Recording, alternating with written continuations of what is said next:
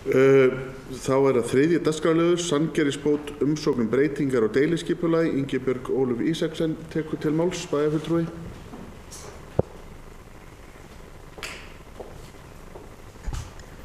Forseti, ágæti bæjarfulltrúar. Þetta fjórði liður í fundargerð skipulagsráðs frá 8. febrúar síðastliðnum.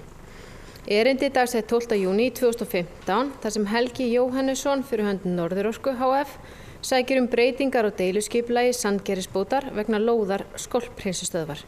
Tillagan unnin af Gísla Kristinssyni, arkitekt, ásamt umhverfisskýrslu unnin af verkfræðistofunni Eflu. Skipulagsráð leggur til við bæjarstjórn að tillagan verði þannig breytt auglýst samkvæmt 1. málsgrein 43. grein skipulagslaga númer 123 frá 2010 og í samræmi við 7. grein laga umhverfismat áætlana númer 105 frá 2006. Bæjarfulltrúi Ingibjörg Ólöf hefur lokið máli sínu, orðið laust. Það sem enginn hefur hvessir ljós, þá göngum við til atkvæðagreiðslu þeir sem geta samþykkt. Vil sæst gefi merki.